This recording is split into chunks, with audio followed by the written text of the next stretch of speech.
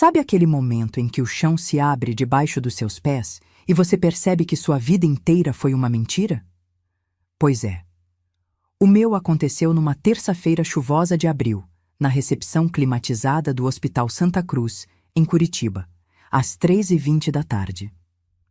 Eu nunca vou esquecer o cheiro de café requentado misturado com álcool gel, o barulho irritante da televisão na sala de espera e a voz do meu marido ecoando pelo corredor como um trovão.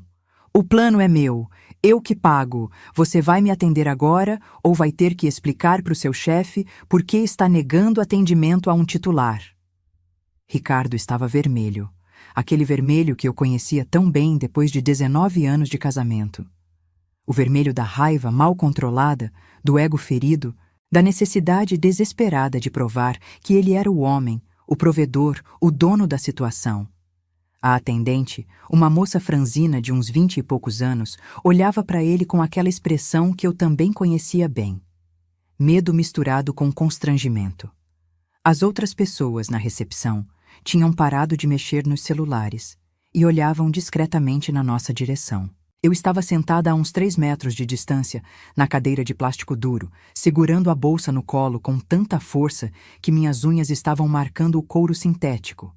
Meu estômago estava embrulhado, não pela crise de enxaqueca que tinha me levado até ali. Essa eu aguentava em silêncio há anos, como aguentava tanta coisa. O que me embrulhava o estômago era a vergonha. Aquela vergonha queimando por dentro, subindo pelo peito, esquentando meu rosto, fazendo meu coração disparar. Senhor, por favor, abaixe o tom de voz. A atendente tentou, a mão tremendo sobre o mouse. Eu só preciso confirmar os dados no sistema. Confirmar o quê? Tá na minha carteirinha. Tá escrito aqui, ó.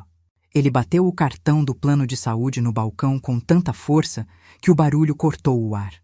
Ricardo Costa, esse é meu nome, esse é o meu plano, eu pago todo mês, eu tenho direito, e você vai... Ricardo. Minha voz saiu mais firme do que eu esperava.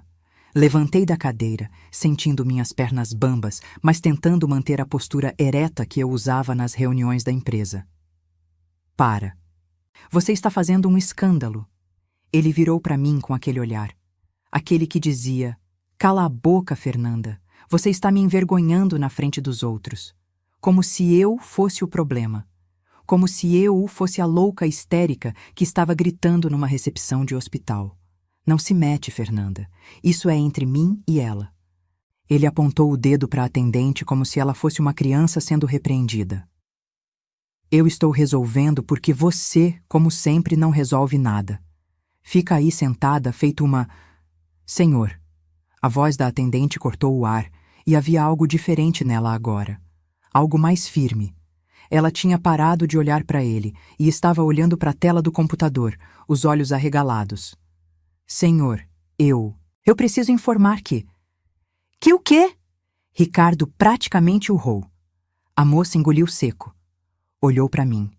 Depois olhou de volta para ele. E então, com uma voz que tentava ser profissional, mas que tremia nas bordas, ela disse as palavras que mudariam minha vida para sempre. Senhor, o plano de saúde não está no seu nome. O titular é a senhora Fernanda Almeida Costa. Ela pausou, e eu vi quando seus olhos desceram pela tela, lendo a informação. O senhor é beneficiário dependente, desde março de 2018. O silêncio que caiu sobre aquela recepção foi ensurdecedor.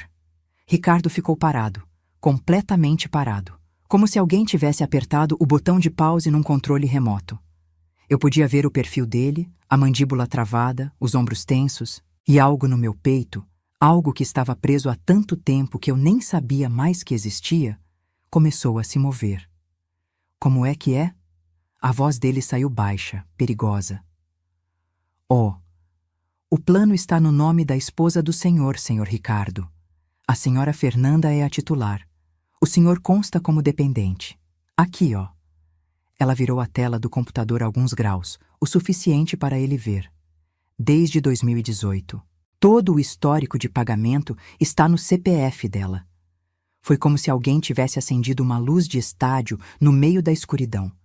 Todas aquelas pessoas que estavam fingindo não olhar, agora olhavam abertamente. Uma senhora idosa de cabelos brancos tinha a boca ligeiramente aberta. Um homem de terno escondia um meio sorriso atrás da mão.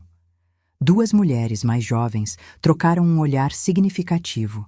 E eu? Eu simplesmente respirei. Respirei fundo, sentindo o ar entrando nos meus pulmões, enchendo meu peito, me lembrando que eu estava viva, que eu existia, que eu não era invisível. Ricardo se virou para mim devagar, muito devagar, como um predador que acabou de perceber que sua presa tinha garras. Fernanda. Meu nome saiu da boca dele como uma acusação, um veneno, uma ameaça. Que palhaçada é essa? Eu poderia ter dito tantas coisas naquele momento. Poderia ter me desculpado, como fazia sempre. Poderia ter tentado suavizar, explicar, fazer parecer que tinha sido um mal-entendido. Poderia ter protegido o ego dele, como eu vinha fazendo há tanto tempo que tinha virado automático. Mas quando abri a boca, o que saiu foi simplesmente: não é palhaçada, Ricardo. É a verdade. Algo passou pelo rosto dele. Confusão, raiva. E depois algo que eu demorei para reconhecer porque nunca tinha visto antes. Medo. A gente conversa em casa, ele disse entre dentes, pegando a carteirinha do balcão e enfiando no bolso com tanta força que quase rasgou. Não, eu disse, e minha própria voz me surpreendeu. Firme. Calma. A gente conversa agora. Dei 2 passos na direção dele e pela primeira vez em 19 anos de casamento, vi Ricardo recuar. Foi só um movimento pequeno, quase imperceptível, mas eu vi. E todas aquelas pessoas na recepção viram também. Você quer saber que palhaçada é essa? Minha voz estava mais alta agora, mas não estava gritando, estava apenas presente. A palhaçada é que durante todos esses anos você falou para todo mundo que sustentava essa família. Que você pagava as contas. Que você era o provedor. Que eu era só a esposa que ficava em casa cuidando das coisas. Fernanda, cala... Eu trabalho 60 horas por semana, Ricardo. Eu ganho R$ 18.500 por mês. Eu pago o plano de saúde que custa R$ 2.800. Eu pago o condomínio. Eu pago a escola dos meninos. Eu pago o cartão de crédito que você usa para levar seus amigos no bar e depois voltar para casa às 3 da manhã cheirando a perfume barato. As palavras saíam como uma represa que tinha rompido. Eu nem sabia que tinha tudo isso guardado, mas estava saindo, jorrava para fora, e eu não conseguia, não queria parar. E sabe o que é mais engraçado? Eu ri, e não foi uma risada feliz. Foi uma risada de quem acabou de entender a piada. Quando seu último negócio faliu em 2018 e você veio todo humilde, todo envergonhado, me pedindo para colocar as contas no meu nome só até você se reerguer, eu coloquei. Tudo. O plano, o carro, a conta de luz, a internet, tudo. E você sabe o que você me disse? Ricardo estava branco agora. Branco como o jaleco da enfermeira que tinha parado no corredor para assistir. Você disse: é temporário, amor. Daqui 6 meses eu tiro tudo do seu nome. Sabe quantos anos se passaram, Ricardo? 7. 7 anos. E sabe quantas vezes você perguntou sobre isso? Nenhuma. Porque para você, enquanto as contas estavam sendo pagas, não importava quem pagava. O que importava era poder dizer para os seus amigos, para os seus irmãos, para sua mãe, que você era o homem da casa. Que você sustentava sua mulher. Você está me humilhando na frente de todo mundo. Ele sussurrou. E tinha algo quebrado na voz dele. Eu estou te humilhando? Eu dei um passo mais perto e ele deu outro para trás. Você, que há 6 meses, no aniversário de casamento dos seus pais, disse na frente de toda a sua família que mulher dele não precisava trabalhar, mas que trabalhava porque era teimosa.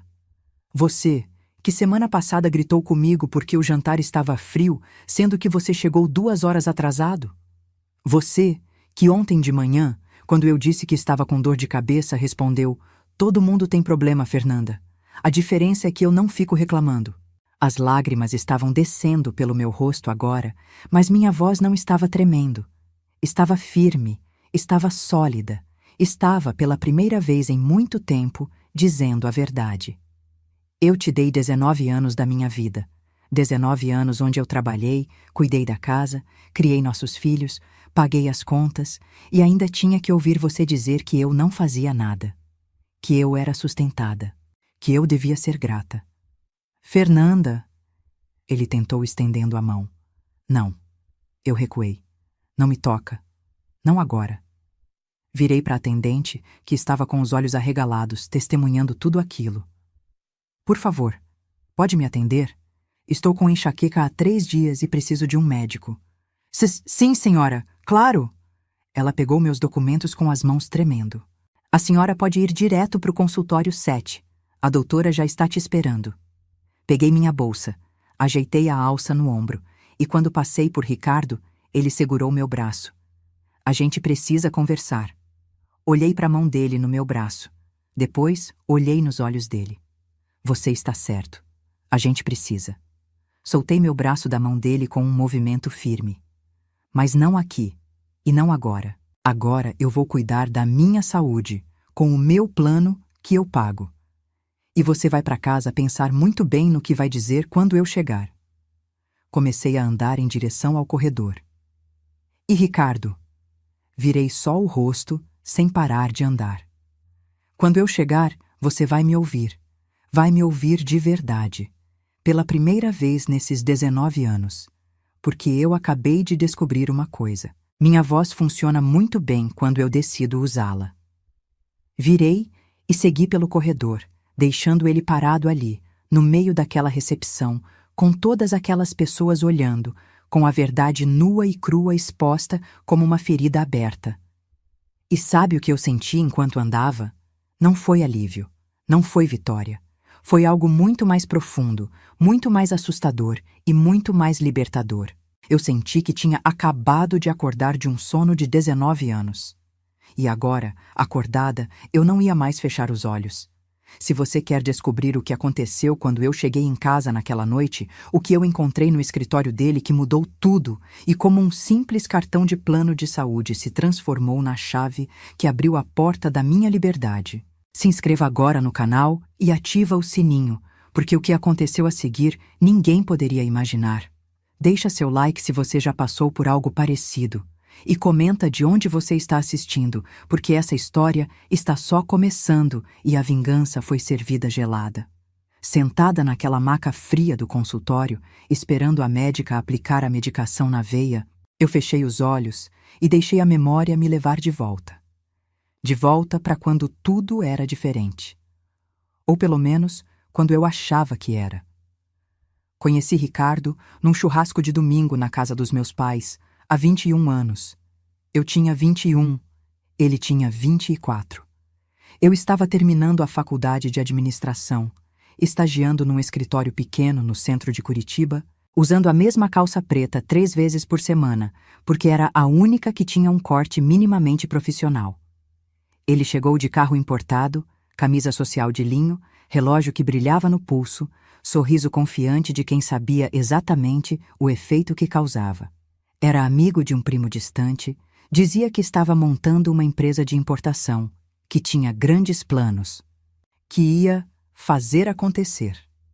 E eu, boba que era, achei aquilo tudo fascinante. Porque na minha família, todo mundo trabalhava duro por pouco.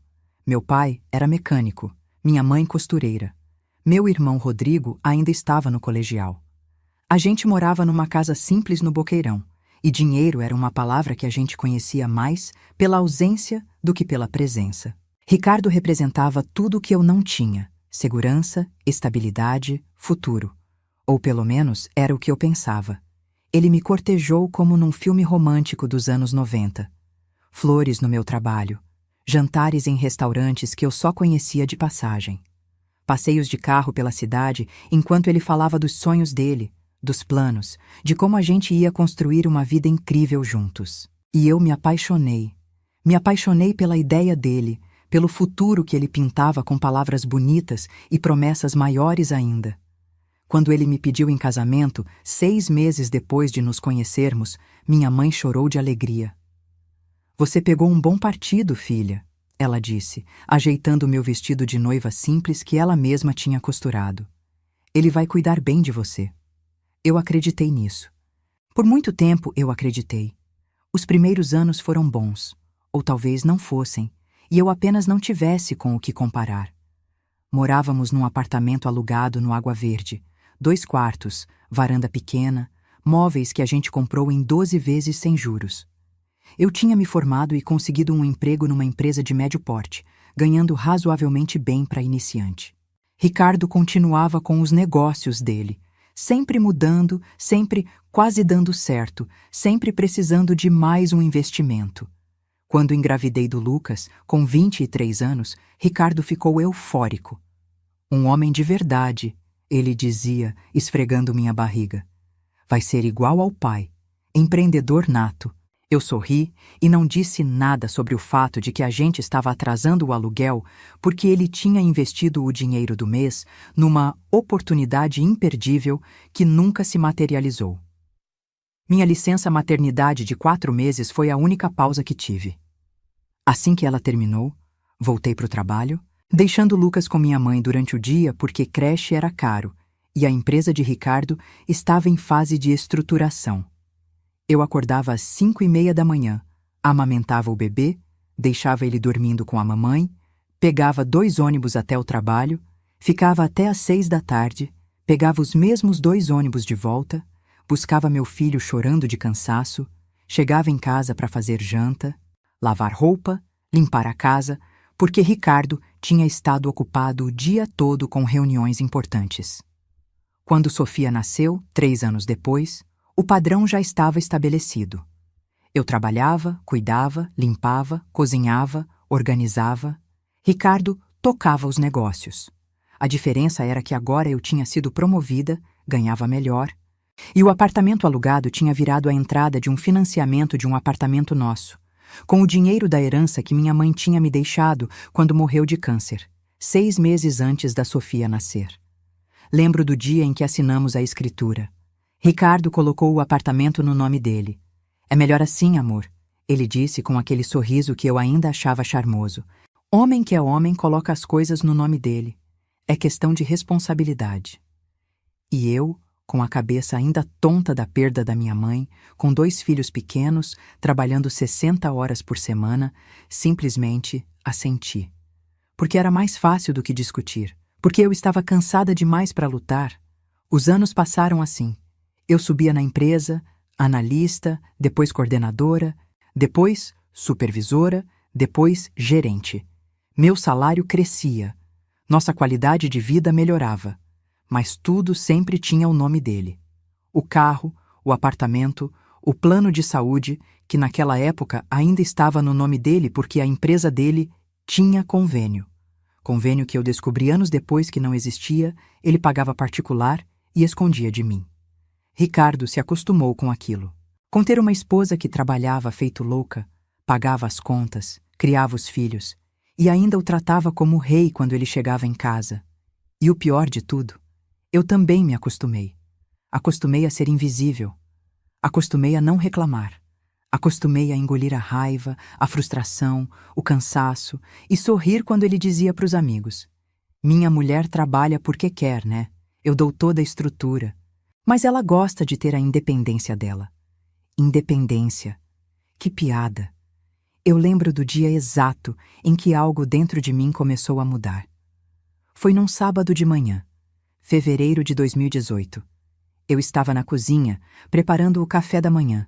Tinha acabado de voltar de uma corrida matinal de 10 quilômetros, única coisa que eu fazia para mim mesma, e Ricardo entrou com o celular na mão e o rosto cinza. Fernanda, a gente precisa conversar. Meu coração disparou. Pensei em traição. Pensei em doença. Pensei em morte. Era pior, era dívida. A empresa dele tinha ido à falência. 94 mil reais em dívidas, fornecedores cobrando, cheques voltando, nome sujo. E o pior, ele tinha usado nosso apartamento como garantia de um empréstimo que eu não sabia que existia. Eu podia ter gritado, podia ter chorado, podia ter jogado tudo pro alto. Mas o que eu fiz? Respirei fundo, calcei meu chinelo, sentei na cadeira da cozinha e disse: me conta tudo, cada centavo, cada papel assinado, cada dívida. tudo. E ele contou. E enquanto contava, eu via o homem que tinha me deslumbrado 20 anos atrás desmoronar como um castelo de cartas. Não era um empreendedor visionário. Era um sonhador sem estrutura. Não era um provedor. Era alguém que tinha me usado como rede de segurança enquanto brincava de empresário. Eu vou resolver, ele disse no final, as mãos tremendo. Mas preciso de tempo. Preciso de ajuda. Que tipo de ajuda? Deixa eu colocar as coisas no seu nome, só até eu me reorganizar. 6 meses, 1 ano no máximo. Assim os credores não podem pegar nosso patrimônio. Eu resolvo as dívidas, a gente põe tudo de volta no meu nome e segue a vida. Eu olhei para ele. Realmente olhei. Vi as rugas ao redor dos olhos, os fios grisalhos, a barriga de chope que tinha crescido nos últimos anos. Vi o homem que eu tinha amado, ou achado que amava. E vi também o homem que nunca tinha reconhecido meu esforço, minha dedicação, meu sacrifício. E ali, naquela cozinha cheirando a café fresco e pão torrado, eu tomei uma decisão. Tudo bem, eu disse calmamente. A gente põe tudo no meu nome. Ele respirou aliviado, me abraçou, agradeceu, disse que ia me recompensar, que ia fazer tudo valer a pena. O que ele não sabia, o que ele nunca suspeitou, é que quando eu disse tudo bem, eu não estava sendo a esposa complacente. Eu estava sendo estratégica. Nas semanas seguintes, eu transferi tudo. O apartamento foi para meu nome. Descobri que ainda dava tempo. O banco aceitou porque eu tinha renda comprovada e ele não. O carro foi para o meu nome. O plano de saúde que ia vencer, renovei no meu CPF com ele como dependente. Conta de luz, internet, água, gás, cartões de crédito. Tudo migrou para o meu nome. Ele assinava tudo que eu colocava na frente dele, desesperado para proteger nosso patrimônio dos credores, sem perceber que o patrimônio nunca tinha sido nosso. Era meu, construído com meu suor, meu salário, minha herança. E sabe o que mais eu fiz?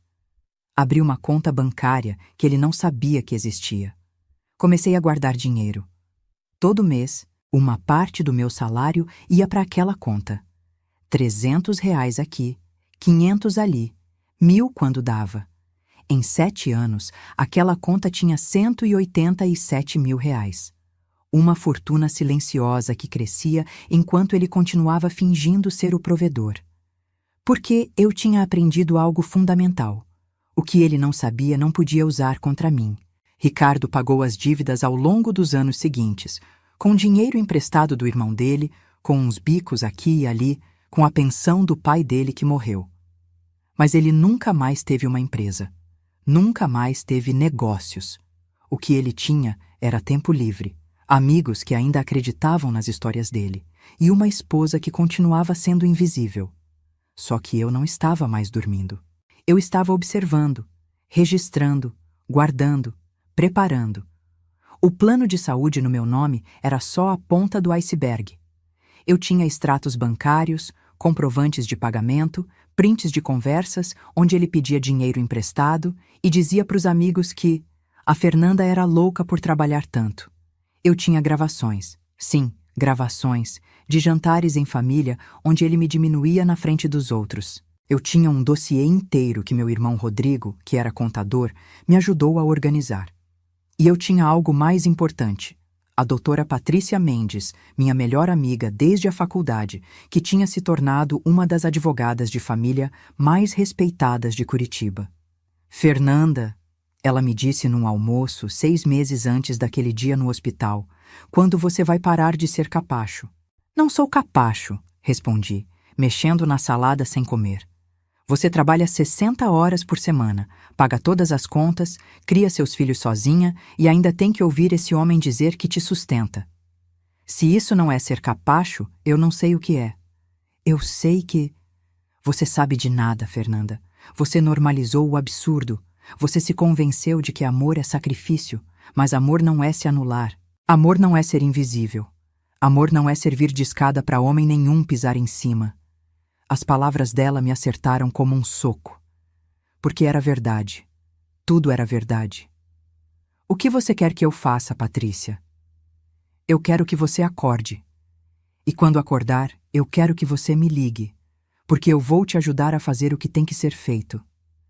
Levei 6 meses para ligar. 6 meses onde as coisas foram piorando. Ricardo cada vez mais arrogante, mais exigente, mais cruel. Os comentários maldosos aumentando. As cobranças absurdas se multiplicando.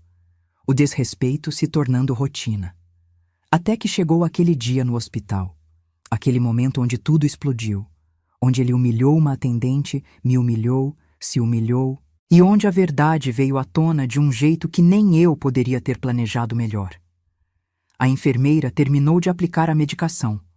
A dor de cabeça começou a ceder, mas outra coisa tinha acontecido naquele consultório, enquanto eu revisitava minha própria história. Eu tinha tomado uma decisão. Não era mais sobre aguentar, não era mais sobre ser forte, não era mais sobre sacrifício, era sobre justiça. Peguei o celular e digitei uma mensagem para Patrícia. Preciso de você. É hora. A resposta veio em segundos. Finalmente. Estou te esperando. Vem pro escritório amanhã de manhã. E Fernanda, traz o dossiê. Sorri. Pela primeira vez em muito tempo, sorri de verdade, porque eu sabia exatamente qual dossiê ela estava falando. O dossiê que eu tinha montado durante 7 anos. O dossiê que provava cada mentira, cada manipulação, cada centavo que eu tinha pago enquanto ele fingia ser o provedor. Guardei o celular na bolsa e saí do consultório. Quando passei pela recepção, a atendente que Ricardo tinha humilhado me olhou com uma mistura de admiração e solidariedade. A senhora está bem? Ela perguntou baixinho. Sabe de uma coisa? Eu parei, olhei bem nos olhos dela e falei com uma certeza que me surpreendeu. Pela primeira vez em muito tempo, eu acho que estou. E era verdade, porque a vingança não é um prato que se come frio. É um prato que se prepara devagar, com cuidado, com precisão. E eu tinha passado 7 anos na cozinha. Agora era hora de servir. Quando cheguei em casa naquela noite, já passava das 8. A chuva tinha parado, mas o céu ainda estava carregado, aquele tom de cinza escuro que parecia pesar sobre a cidade. Estacionei meu carro. Meu carro. Eu pensei com um sorriso amargo. Na garagem do prédio e subi para o apartamento com o coração batendo forte no peito. A porta estava destrancada, a sala escura. Só a luz do escritório estava acesa e eu podia ouvir o som abafado da televisão. Respirei fundo, tirei o sapato para não fazer barulho e caminhei até a porta entreaberta do escritório. Ricardo estava sentado na cadeira giratória, de costas para mim, olhando fixamente para a tela do computador. Mas não estava trabalhando. A tela estava na página inicial do Facebook, e ele não estava mexendo no mouse. Estava só, sentado ali, imóvel. Chegou, ele disse sem se virar. A voz estava diferente, sem a arrogância de sempre, quase, pequena. Cheguei, confirmei, entrando no escritório e encostando no batente da porta com os braços cruzados. Ele finalmente girou a cadeira para me encarar. O rosto estava cansado, os olhos vermelhos. Tinha bebido? Tinha chorado? Não dava para saber. Você me fez de idiota, ele disse, e não era uma pergunta. Não, respondi calmamente. Você se fez de idiota sozinho, eu só documentei. Ele deu uma risada seca, sem humor. Documentou. Que palavra bonita, Fernanda. Muito profissional da sua parte. É o que eu sou, Ricardo, profissional, gerente de recursos humanos de uma multinacional, responsável por contratar, treinar e, quando necessário, demitir pessoas. Eu sei documentar comportamentos inadequados. É literalmente meu trabalho. Ele se levantou da cadeira tão rápido que ela girou e bateu na mesa. Comportamento inadequado? Eu? Você está comparando nosso casamento com uma relação de trabalho? Não. Estou comparando seu comportamento com o de um funcionário tóxico que passa anos sugando recursos da empresa enquanto finge que está agregando valor. O silêncio que caiu foi tão pesado que eu podia sentir o peso dele nos meus ombros. Ricardo me olhava como se eu fosse uma estranha. E talvez eu fosse. Talvez a Fernanda que ele conhecia, a que abaixava a cabeça que pedia desculpas por coisas que não eram culpa dela, que sorria quando ele fazia piadas sobre ela na frente dos outros, tivesse morrido naquela recepção de hospital. E no lugar dela tinha nascido alguém que eu ainda estava conhecendo, mas que eu já estava gostando muito. Onde estão os meninos? Perguntei, quebrando o silêncio. No quarto, fazendo lição. Ele passou a mão pelo cabelo. Eu não contei nada para eles. Sobre o que aconteceu. Óbvio que não contou. Porque aí você teria que explicar por que estava gritando com uma atendente num hospital. E por que descobriu, na frente de todo mundo, que sua esposa é quem paga todas as suas contas há 7 anos. Você me enganou! Ele explodiu, e ali estava o Ricardo que eu conhecia. O que gritava quando não tinha argumentos. Você disse que era temporário. Você disse que ia ser só até eu me reerguer. E você acreditou. Dei de ombros. Por 7 anos. Sabe por quê? Porque era conveniente.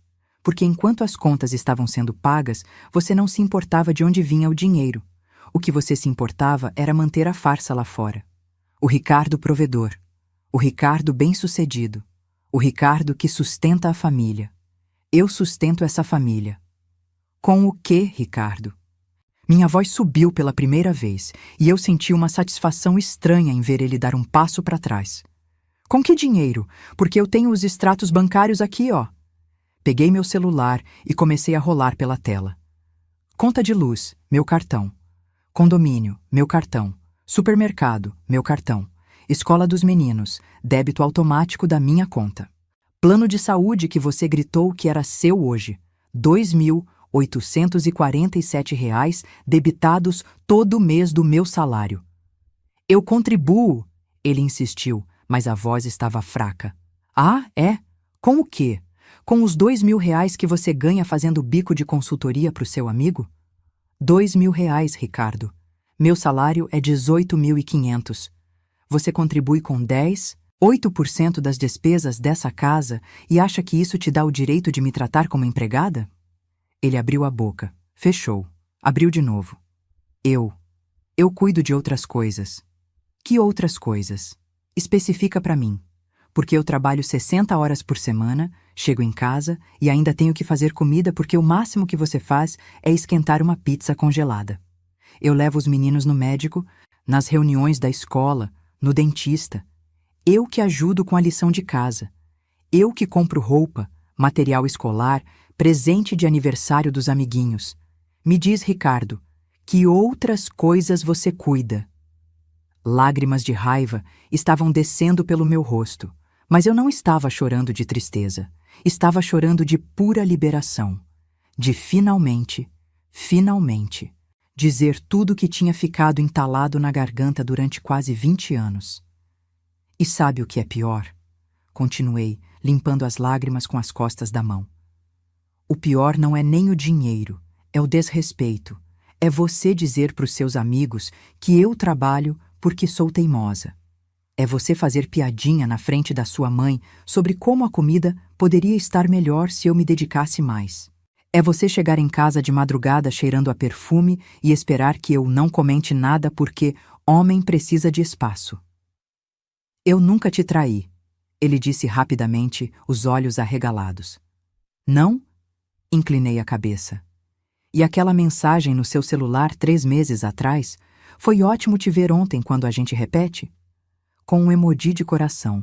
De quem era, Ricardo? Ele empalideceu. Era só uma amiga. A gente só tomou um café. Às 11 da noite numa terça-feira? Nada aconteceu. Não importa. E era verdade. Não importava. Porque sabe o que eu percebi hoje naquele hospital? Eu não preciso provar que você me traiu para saber que você não me respeita. O desrespeito está em cada palavra, em cada atitude, em cada vez que você me fez sentir pequena para você poder se sentir grande. Sentei na beirada da mesa do escritório, cansada de repente. Cansada de 20 anos. Cansada de lutar. Mas também, estranhamente, aliviada. O que você quer, Fernanda? Ele perguntou, e pela primeira vez em muito tempo ouvi algo genuíno na voz dele. Medo. Você quer que eu vá embora? É isso? Olhei para ele. Realmente olhei. Vi o homem de 45 anos que tinha sido lindo aos 24. Vi o pai dos meus filhos. Vi 20 anos de história, de memórias boas e ruins, de amor que tinha existido um dia e tinha apodrecido lentamente até virar ressentimento. Eu quero, comecei devagar, escolhendo cada palavra com cuidado, que você reconheça. Que você olhe para mim, Fernanda Almeida Costa, e reconheça que eu carreguei essa família nas costas durante 20 anos enquanto você fingia estar no comando. Eu quero que você admita, pelo menos uma vez, que sem mim você não teria nada. Nem casa, nem comida, nem plano de saúde, nem reputação. Nada. Ele ficou em silêncio. Um silêncio longo, pesado, sufocante. Você quer me humilhar? Ele finalmente disse. É isso, vingança. Não. Me levantei. Vingança seria eu expor você nas redes sociais. Seria eu contar para sua mãe, para os seus irmãos, para os seus amigos que você é um farsante. Seria eu processar você por apropriação indébita do patrimônio que eu construí. O que eu quero não é vingança. É justiça, é reconhecimento, é respeito. Comecei a andar em direção à porta, mas parei no meio do caminho. Amanhã de manhã eu tenho uma reunião. Você vai ficar com os meninos e levar eles para a escola. Às 9 em ponto. Você vai preparar o café da manhã deles, vai conferir se colocaram o material certo na mochila e vai deixar eles no portão conversando com os amiguinhos, que nem eu faço todo santo dia há 17 anos. Fernanda? Não. Levantei a mão. Você não fala agora. Agora você ouve. Você me ouve, você pensa e depois, se você ainda tiver alguma coisa inteligente para dizer, a gente conversa. De verdade. Sem gritos, sem ofensas, sem jogos. Mas isso só vai acontecer se você entender uma coisa muito simples. Essa casa, esse carro, esse plano de saúde, essa vida, tudo isso aqui existe porque eu trabalho. Eu pago. Eu construo. E se você não consegue lidar com isso, se seu ego é tão frágil que precisa de uma mentira para se manter de pé, então você já sabe onde fica a porta. Saí do escritório e fui direto para o quarto dos meninos. Lucas estava deitado na cama dele, fone de ouvido, mexendo no celular. Sofia estava sentada na mesa, escrevendo algo no caderno. Quando me viram, os dois me olharam com aquela expressão que partiu meu coração. Preocupação. Medo. Confusão. Oi, meus amores! Eu disse, sentando na cama da Sofia e abrindo os braços. Os dois vieram correndo, se apertaram contra mim, e eu senti o cheiro do shampoo da Sofia, do desodorante de adolescente do Lucas, e respirei fundo, deixando aquele amor puro e incondicional me preencher. Vocês ouviram? Perguntei baixinho. Ouvimos, Lucas respondeu, a voz abafada contra meu ombro. Ele tinha 17 anos, estava quase um homem, mas naquele momento era só meu menino. A gente ouviu tudo, mãe. Desculpa, eu disse, beijando a cabeça de cada um. Desculpa vocês terem que ver isso. Não se desculpa, Sofia falou, levantando o rosto para me olhar. 14 anos, mas olhos de quem já tinha visto demais. O papai que tem que se desculpar, com você e com a gente. É verdade? Lucas perguntou. O que você disse? Sobre? Sobre você pagar tudo? Não ia mentir para os meus filhos. Não ia proteger o ego do pai deles às custas da verdade. É verdade, não tudo, mas quase tudo. O papai passa por dificuldades financeiras há anos. E eu sempre cobri, sempre ajudei. Mas ele nunca reconheceu isso. Nunca agradeceu. E eu fiquei cansada, entende? Cansada de ser invisível na minha própria casa. Você não é invisível pra gente, mãe, Sofia disse, e tinha lágrimas nos olhos dela também. A gente vê. A gente sempre viu. Abracei meus filhos com tanta força que achei que ia quebrar. E naquele abraço, naquele quarto bagunçado com pôster de banda na parede e tênis jogado no chão, eu entendi uma coisa. Não era só por mim que eu estava fazendo aquilo. Era por eles. porque eu não queria que meu filho crescesse achando que homem é quem grita mais alto. E não queria que minha filha crescesse achando que mulher é quem abaixa a cabeça. No dia seguinte, acordei às 6, como sempre. Tomei banho, me arrumei, deixei um bilhete na geladeira. Ricardo, café da manhã está na mesa. Escola às 9. Não se atrase. E saí. O escritório da doutora Patrícia Mendes ficava num prédio comercial no Batel, 12º andar, vista para a cidade inteira. Quando a secretária me anunciou, Patrícia saiu da sala dela com um sorriso que era parte orgulho, parte sobretempo. Fernanda Almeida Costa, ela disse me abraçando. Finalmente, finalmente, repeti. Entramos na sala dela, toda em tons de cinza e branco, moderna, elegante, poderosa. Ela serviu café enquanto eu abria minha bolsa e tirava um pendrive. "O que tem aí?" Ela perguntou. 7 anos de documentação. Extratos bancários mostrando cada pagamento que eu fiz. Comprovantes de propriedade de tudo que está no meu nome. Prints de conversas. Gravações. Os olhos dela brilharam. Gravações. De jantares em família, de conversas onde ele me diminui, onde ele mente sobre quem paga o quê, onde ele diz para os amigos dele que me deixa trabalhar como se fosse uma concessão. Coloquei o pendrive na mesa. Tudo legal, tudo gravado com meu conhecimento, tudo utilizável. Patrícia pegou o pendrive como se fosse uma pepita de ouro. "Fernanda, isso aqui é uma mina. Você sabe disso." "Eu sei." Respirei fundo. "E eu quero usar. Não para destruir ele, mas para me proteger. E para garantir que, se a gente se separar, eu fico com o que é meu. O apartamento que foi comprado com a herança da minha mãe. A poupança que eu construí. A guarda compartilhada dos meninos, sem ele poder dizer que eu trabalho demais. Tudo." "Você quer se separar?" A pergunta ficou suspensa no ar. Eu olhei pela janela, vendo Curitiba acordando lá embaixo, as pessoas indo trabalhar, vivendo suas vidas, carregando seus próprios pesos.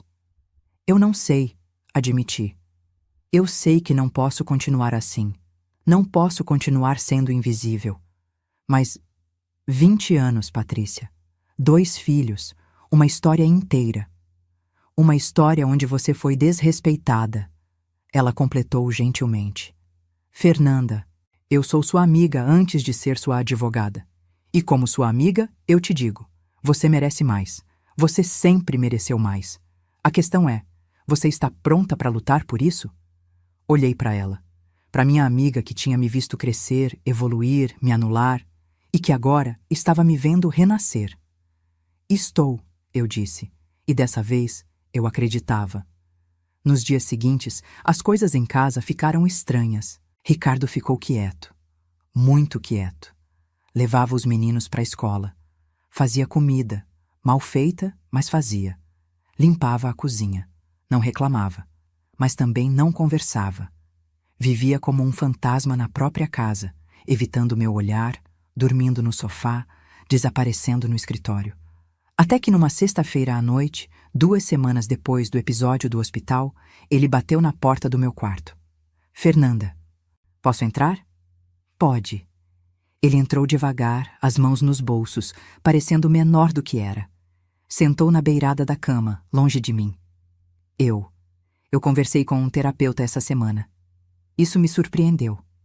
"Conversou?" "Conversei", meu irmão sugeriu. "Disse que eu estava muito estranho." Ele deu uma risada amarga. "Estranho, como se eu não tivesse motivos." E o que o terapeuta disse? Disse que eu tenho um problema com machismo estrutural, com ego frágil, com necessidade de validação externa. Ele olhou para as próprias mãos. Disse que eu tratei você como uma ferramenta, não como uma parceira, e que eu projetei minhas frustrações e fracassos em você. Fiquei em silêncio, deixando as palavras assentarem. "Ele tá certo?" Ele perguntou, finalmente me olhando. "É isso que eu fiz?" "Sim", respondi simplesmente. "Foi exatamente isso que você fez." Ele acenou com a cabeça lentamente, como se esperasse essa resposta, mas ainda doesse ouvir. "Eu não sei se dá para consertar, Fernanda. Não sei se você ainda quer tentar." E ali estava, A pergunta, a decisão, o momento que definiria os próximos 20 anos da minha vida. Mas eu não estava pronta para responder. Não ainda. Eu também não sei, admiti. Mas eu sei uma coisa. Se a gente tentar, vai ser do meu jeito. Com respeito, com reconhecimento, com verdade. Sem máscaras, sem mentiras, sem jogos. E se você não conseguir fazer isso, então não tenho que tentar. Porque eu não volto a ser invisível. Nunca mais. Ele assentiu. Levantou. Parou na porta. Obrigado, ele disse baixinho. Pelo quê? Por não ter desistido de mim antes, por ter aguentado tanto tempo, por ter me dado a chance de ver quem eu realmente sou, mesmo que seja horrível. E saiu. Eu fiquei ali, deitada na minha cama, no meu quarto, na minha casa, pensando em escolhas e consequências. Em 20 anos de história. Em 2 filhos que mereciam uma família. Em uma mulher que merecia respeito. E pela primeira vez em muito tempo, eu não sabia qual seria a minha próxima jogada. Mas eu sabia uma coisa. Dessa vez, a escolha seria minha. E só minha. A bomba estourou 3 semanas depois, numa segunda-feira cinzenta de maio. Eu estava no trabalho, numa reunião de orçamento anual que já durava 2 horas e não mostrava sinais de terminar. Quando meu celular vibrou. Era uma mensagem do Lucas. E o conteúdo me gelou. Mãe, você precisa vir para casa. Agora. É sobre o pai. É sério. Meu coração despencou. Peguei minha bolsa, murmurei uma desculpa sobre emergência familiar e saí correndo do escritório. No elevador, liguei para o Lucas. Ele atendeu no primeiro toque. O que aconteceu? Seu pai está bem? Fisicamente, sim. A voz dele estava estranha, controlada demais. Mas, mãe, eu achei uma coisa. Você precisa ver. Que coisa, Lucas? Me fala. Não dá para falar por telefone. É muito. Dirigi os 20 minutos até em casa em 15, o trânsito sendo uma tortura, minha mente criando 1000 cenários diferentes. Quando estacionei e subi correndo, encontrei Lucas sentado na mesa da sala, com o notebook dele aberto na frente. Sofia estava ao lado dele, o rosto pálido, os olhos vermelhos. O que foi? O que aconteceu? Larguei a bolsa no chão. Lucas girou o notebook para mim. Na tela, uma conversa do WhatsApp Web. Do celular do Ricardo. Meu estômago revirou antes mesmo de ler. Eu não estava xeretando. Lucas se apressou em explicar. Ele deixou o celular conectado no notebook dele e foi tomar banho. Chegou uma notificação e eu. Eu vi o nome. Camila. Eu não conhecia nenhuma Camila. E a mensagem. Comecei a ler. E a cada linha era como se alguém estivesse torcendo uma faca no meu estômago. Camila. Amor, quando você vai contar para ela? Já faz 8 meses. Eu não aguento mais ser a outra. Ricardo. Já falei que é complicado. Ela tá numa fase difícil. Se eu falar agora, ela vai pirar. Camila. Fase difícil? Você disse que o casamento estava acabado, que era só questão de tempo. Ricardo. E é. Mas preciso fazer direito. Ela tem tudo no nome dela. Se eu falar errado, perco tudo. Minhas mãos começaram a tremer. Scrollei para cima. Havia meses de conversas. Fotos. Áudios. Planos. Tem mais.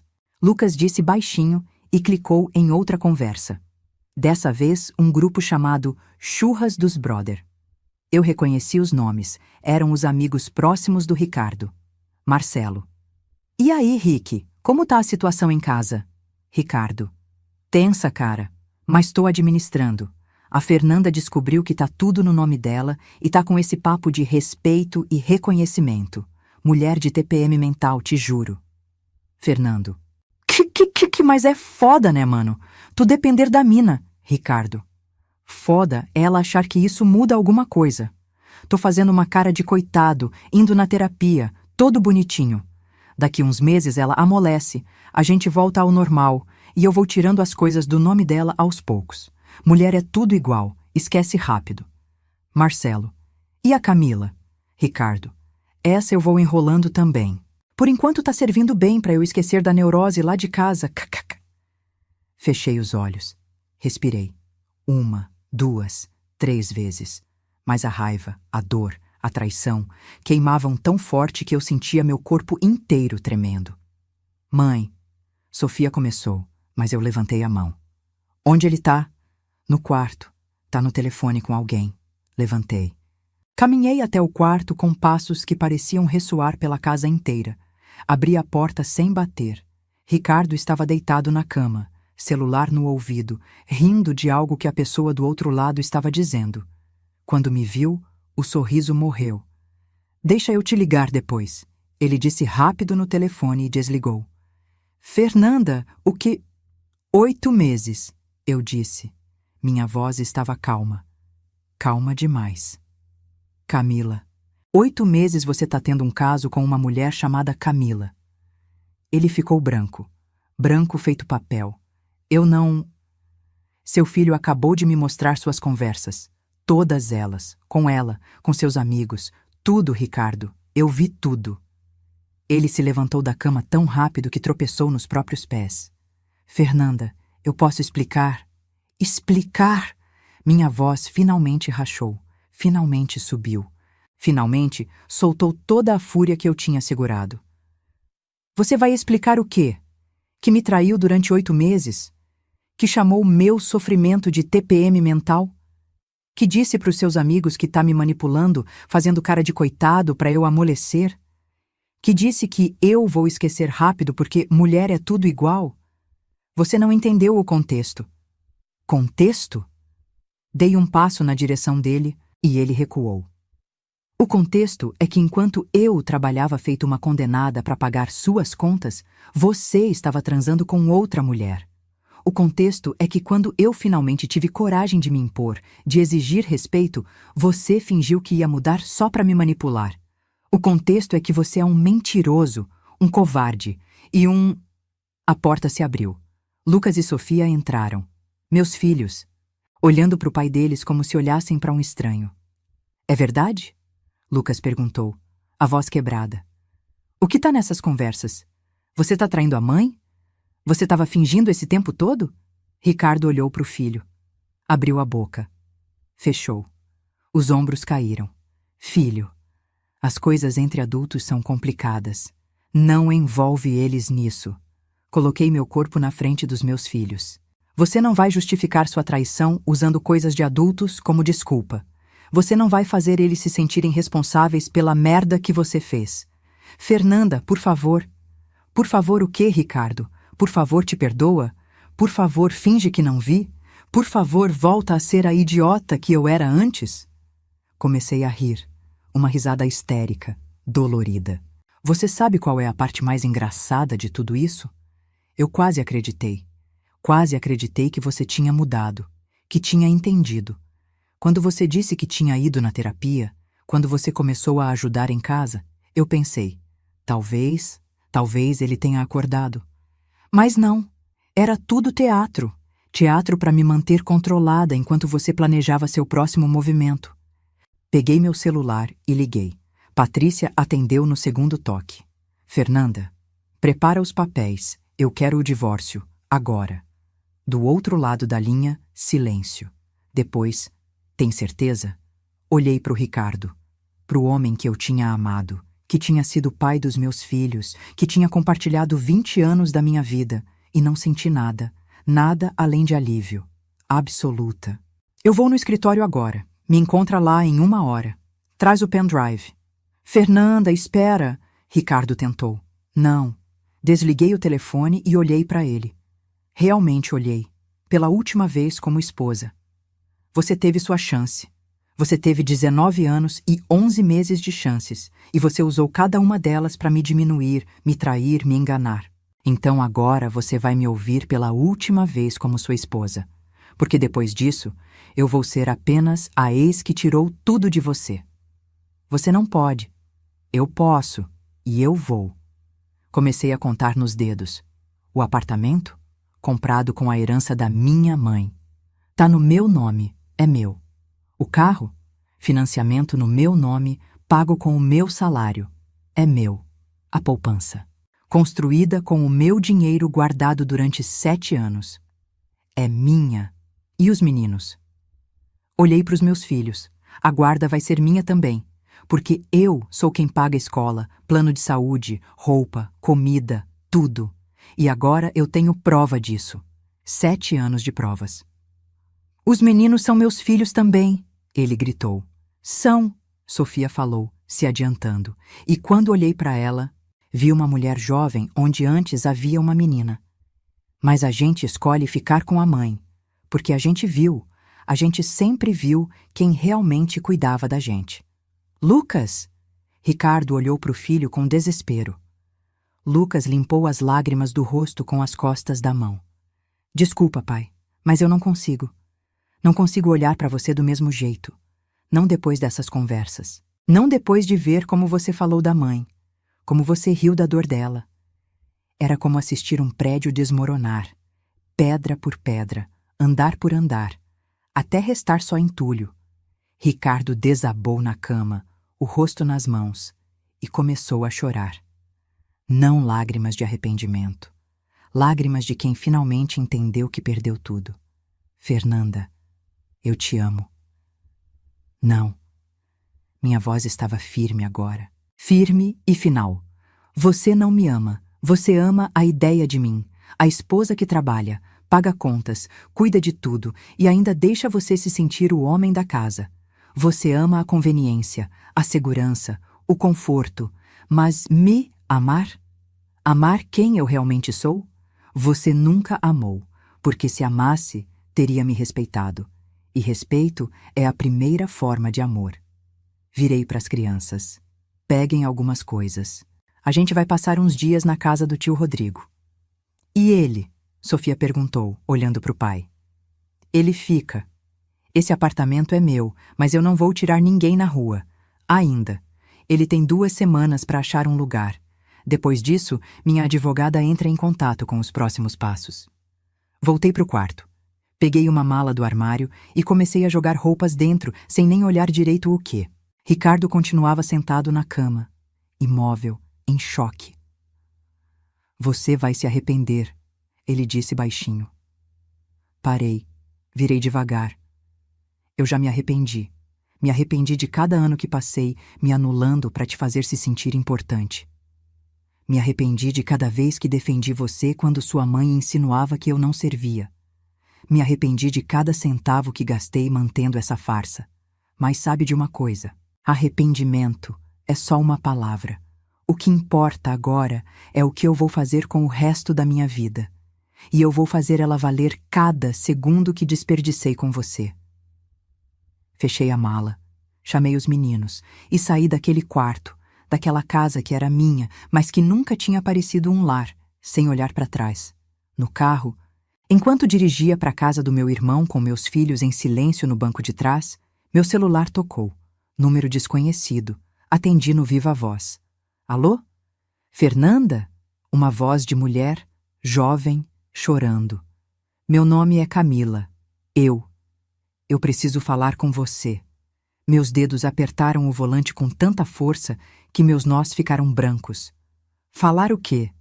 Eu não sabia. Juro que não sabia que ele estava mentindo. Ele disse que o casamento estava acabado há anos, que você sabia, que era só questão de tempo. Eu acabei de descobrir a verdade. Acabei de ler as conversas dele com os amigos. E desculpa, eu sinto muito. Eu nunca teria. Sua voz sumiu num soluço. E eu podia ter gritado, podia ter descontado nela, podia ter xingado, ofendido, destruído. Mas o que eu disse foi: Camila, respira. Eu não tô brava com você, tô brava com ele, porque ele mentiu pra mim e pra você. Ele usou nós duas. Então, se você quer fazer alguma coisa para ajudar, eu tenho um pedido. Qualquer coisa. Se a advogada dele entrar em contato com você pedindo para mentir, para esconder, para negar, você não faz. Você conta a verdade inteira. Pode fazer isso. Silêncio. Depois, posso. E obrigada, por não me odiar. Eu não te odeio. Eu odeio mentira e manipulação. E homem que acha que pode brincar com mulher como se fosse peça de jogo. Desliguei. Sofia se inclinou e colocou a mão no meu ombro. Você é a mulher mais forte que eu conheço, mãe. Sorri. pela primeira vez naquele dia horrível, sorri de verdade. Não sou forte, filha. Só cansei de ser fraca. E enquanto dirigia pelas ruas de Curitiba, com meus filhos, com minha dignidade, com minha verdade, eu entendi uma coisa. O fim de um casamento não é uma tragédia, é uma escolha. E pela primeira vez em 20 anos, a escolha era minha. 2 anos. 2 anos se passaram desde aquela segunda-feira de maio que mudou minha vida para sempre. E se alguém me dissesse naquele dia, enquanto eu dirigia chorando com meus filhos no banco de trás, que eu estaria onde estou agora, eu não teria acreditado. Mas aqui estou. E a mulher que eu me tornei é alguém que eu mal reconheço quando olho no espelho. Mas reconheço no melhor sentido possível. O divórcio foi, digamos, interessante. Ricardo tentou de tudo. Contratou um advogado que prometeu destruir meu caso. Tentou provar que ele tinha direito à metade do apartamento. Tentou alegar que merecia pensão porque tinha sacrificado sua carreira para cuidar da família. Sim, ele realmente teve a audácia de usar esse argumento. Mas a doutora Patrícia tinha 7 anos de documentação na mão. Extratos bancários, comprovantes de pagamento, gravações legais. E mais, Camila, a mulher com quem ele tinha tido o caso, decidiu depor a meu favor. Contou tudo, as mentiras dele, as manipulações. Como ele dizia uma coisa para ela e outra para mim, jogando nós duas uma contra a outra. A juíza foi uma mulher de uns 60 anos, cabelos grisalhos presos num coque severo, óculos na ponta do nariz. Quando ela leu as conversas do Ricardo com os amigos, aquelas onde ele ria da minha dor, onde planejava me manipular, ela tirou os óculos e olhou para ele com uma expressão que eu nunca vou esquecer. Era desdém puro. Senhor Ricardo, ela disse, com uma voz que cortava como lâmina. Em 28 anos de magistratura, eu já vi muita coisa, mas raramente vi um caso de manipulação financeira e emocional tão documentado quanto este. A senhora Fernanda construiu um patrimônio com o próprio esforço, sustentou uma família inteira por anos. E o senhor não só não reconheceu isso, como zombou dela, publicamente, privadamente, consistentemente. Ela colocou os óculos de volta. O apartamento fica com a senhora Fernanda, adquirido com herança materna. O carro, idem. A poupança de R$ 187 mil, idem. A guarda dos menores fica com a mãe, com visitação paterna mediante acordo. E quanto à pensão?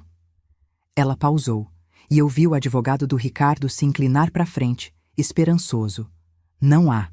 O senhor Ricardo tem 47 anos, está em plena capacidade laboral e, conforme documentado, não contribuiu significativamente para o patrimônio familiar nos últimos 7 anos.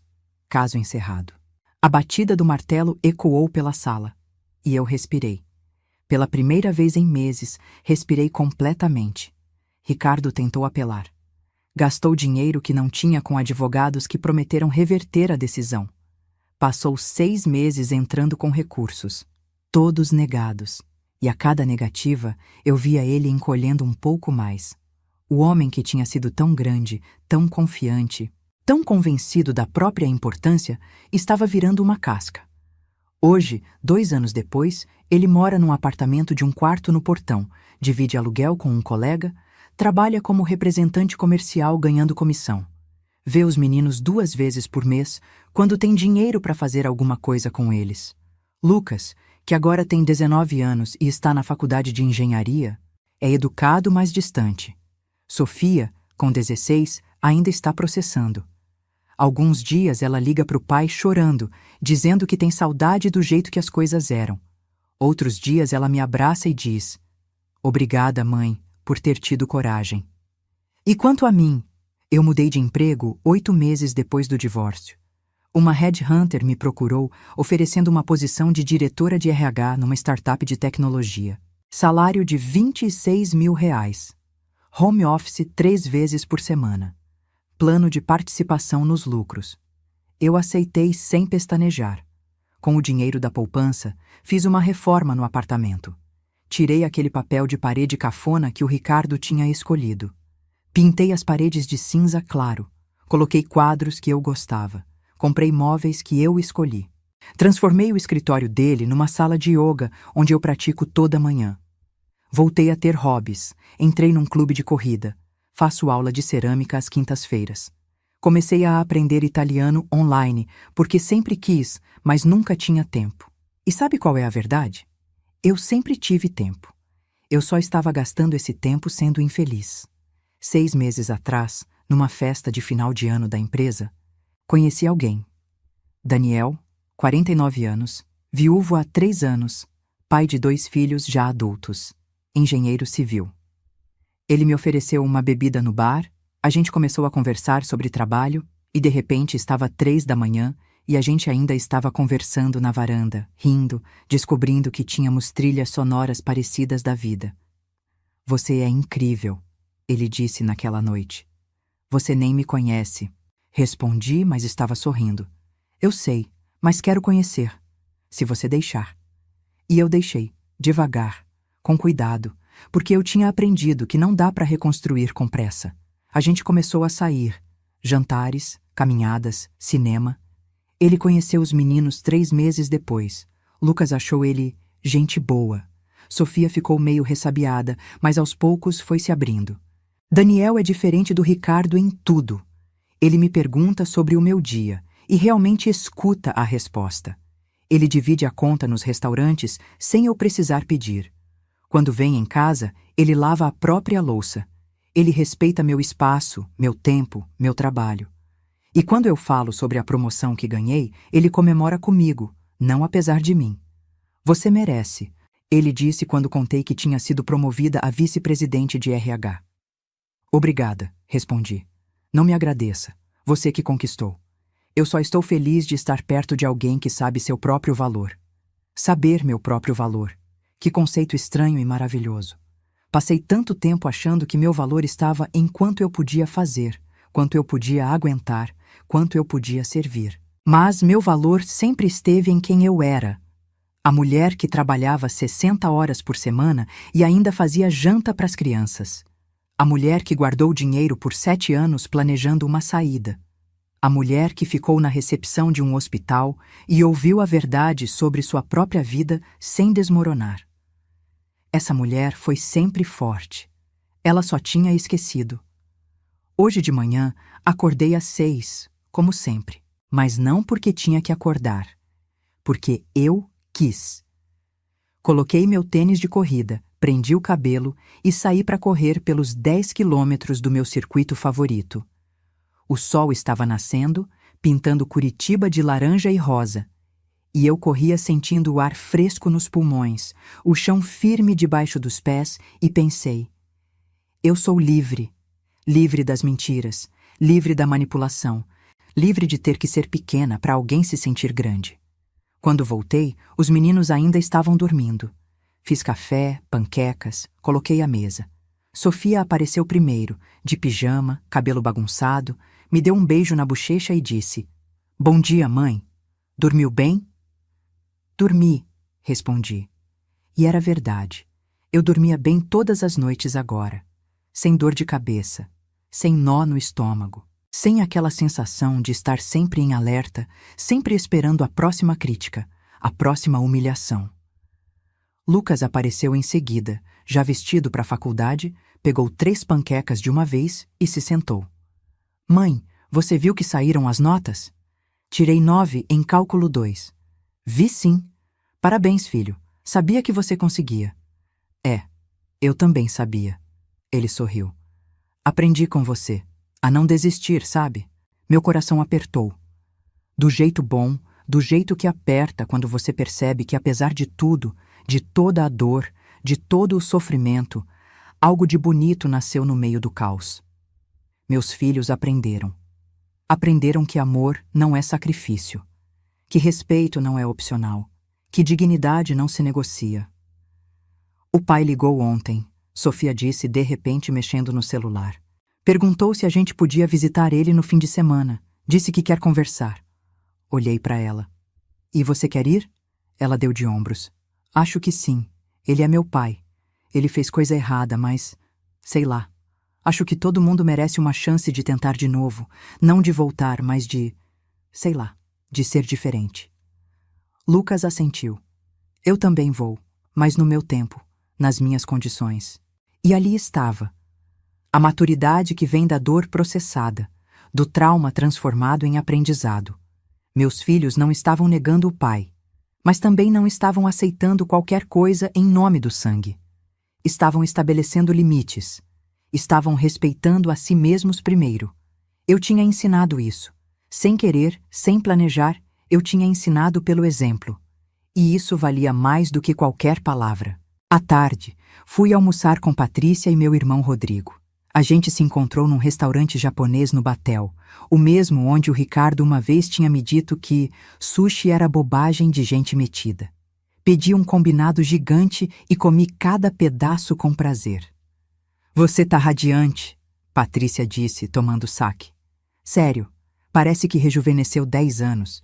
É porque ela parou de carregar um peso de 90 quilos nas costas, Rodrigo brincou. Um peso que respondia pelo nome de Ricardo. Eu ri. Conseguia rir disso agora. Demorou, mas conseguia. Falando sério, Rodrigo continuou, ficando sério de repente. Mana, eu sou muito orgulhoso de você, do que você fez, da coragem que você teve. Muita mulher passa a vida inteira naquela situação e nunca sai. Você saiu, você lutou, você venceu. Não foi só por mim, respondi. Foi pelos meninos. Eu não queria que o Lucas crescesse achando que esse é o jeito de tratar mulher. E não queria que a Sofia crescesse achando que esse é o jeito de ser tratada. Mesmo assim, Patrícia disse, levantando a taça de saque. Um brinde. A Fernanda Almeida Costa. A mulher que acordou. E quando acordou, moveu montanhas. Brindamos. E naquele momento, rodeada pelas pessoas que realmente me amavam, que tinham me apoiado, que tinham me segurado quando eu quis desistir, eu entendi. Vingança não era sobre destruir o Ricardo. Vingança era sobre me reconstruir. Era sobre pegar os pedaços do que ele tinha quebrado e montar algo melhor, mais forte, mais verdadeiro. À noite, Daniel passou lá em casa. A gente fez janta juntos, ele picando legumes, eu temperando o frango, Sofia fazendo a sobremesa, Lucas colocando a mesa. Uma cena doméstica tão simples, tão comum, mas que para mim era revolucionária. Porque pela primeira vez em 20 anos eu tinha um parceiro. Não um chefe, não um crítico, não alguém que eu precisava servir. Um parceiro. Depois que os meninos foram dormir, Daniel e eu ficamos na varanda, olhando as luzes da cidade, tomando vinho, conversando sobre nada e tudo ao mesmo tempo. Posso te perguntar uma coisa? Ele disse de repente. Claro. Você se arrepende de ter esperado tanto tempo para tomar a decisão? Pensei com cuidado antes de responder. Não, porque eu precisava daquele tempo para me preparar, para juntar provas, para ganhar força. Se eu tivesse saído antes, sem estrutura, sem planejamento, talvez eu tivesse perdido tudo. Mas eu esperei, planejei, executei. E por isso, hoje eu tenho minha casa, minha poupança, meus filhos, minha carreira e minha dignidade. Então não me arrependo. Ele beijou minha testa. Você é a pessoa mais incrível que eu conheço. Você só diz isso porque não me conheceu antes, brinquei. Não, eu digo isso porque te conheço agora, e agora é tudo que importa. Agora, que palavra poderosa, não o passado com suas dores, não o futuro com suas incertezas. O agora, esse momento, essa vida, essa versão de mim que eu tinha lutado tanto para encontrar. Essa noite, antes de dormir, abri o notebook e fui num site que eu visitava às vezes. Um fórum de mulheres que estavam passando por divórcios complicados. Eu tinha descoberto durante o meu processo e tinha ajudado muito ler as histórias de outras mulheres, saber que eu não estava sozinha. Agora era minha vez de ajudar. Criei uma conta e comecei a escrever. Meu nome é Fernanda. Tenho 44 anos. Fui casada por 20 anos com um homem que me fez acreditar que eu era invisível. Ele me fez acreditar que meu trabalho não importava, que meu esforço era obrigação, que meu amor era garantido. Levei anos para acordar. Mas quando acordei, eu não acordei com raiva. Acordei com clareza. E usei essa clareza para documentar, planejar e executar a saída mais estratégica que pude. Se você está lendo isso agora, se você está naquela casa onde cada dia é uma batalha, onde cada jantar é uma tensão, onde cada noite você dorme se perguntando como eu cheguei aqui, eu quero que você saiba uma coisa. Você é mais forte do que pensa. Você é mais capaz do que acredita. E você merece mais do que está recebendo. Não vai ser fácil, não vai ser rápido, mas vai valer a pena. Porque do outro lado dessa dor tem uma vida. Sua vida. A vida que você sempre mereceu ter. Comece pequeno. Abra uma conta secreta. Guarde documentos. Procure uma advogada. Converse com amigos que te apoiam. E, principalmente, acredite em si mesma. Porque se eu conseguir, você também consegue. E quando você conseguir, quando você estiver do outro lado, livre, inteira, dona da sua própria história, você vai olhar para trás e pensar: valeu cada lágrima, valeu cada luta, valeu cada segundo de coragem. Você não está sozinha e sua história não acabou, ela só está começando. Postei, fechei o notebook e dormi. No dia seguinte, quando acordei, tinha 37 mensagens privadas. 37 mulheres dizendo: obrigada, eu precisava ouvir isso, você me deu esperança. E eu entendi que essa era a minha vingança final. Não contra o Ricardo, mas contra o sistema inteiro que faz mulheres acreditarem que elas precisam ser pequenas, que faz mulheres acreditarem que amor é sacrifício, que faz mulheres acreditarem que dignidade é negociável. Minha vingança era me tornar um exemplo. Uma prova viva de que dá para acordar, de que dá para recomeçar, de que dá para vencer. Hoje, quando olho no espelho, eu vejo uma mulher de 44 anos com algumas rugas ao redor dos olhos, alguns fios brancos no cabelo e um sorriso que finalmente é verdadeiro. Vejo uma mulher que trabalha duro, que ama profundamente, que respeita a si mesma completamente. Vejo uma mulher que não é mais invisível. Vejo uma mulher que descobriu seu próprio valor. Vejo uma mulher que se vingou da melhor forma possível, sendo feliz. Se essa história tocou seu coração, se você se identificou em algum momento dessa jornada, deixe seu comentário aqui embaixo contando de onde você está assistindo e o que mais tocou você. Compartilhe esse vídeo com aquela amiga, prima, vizinha que precisa ouvir essa mensagem, que dignidade não se negocia, que amor próprio vem primeiro e que nunca é tarde para recomeçar. Deixa seu like, se inscreve no canal e ativa o sininho para não perder as próximas histórias. Porque aqui a gente não conta histórias vazias. A gente conta histórias que transformam, que curam, que lembram você de quem você realmente é. Uma mulher forte, capaz e merecedora de todo o amor do mundo. Um abraço apertado no seu coração. E lembre-se, você é mais forte do que imagina. Até a próxima!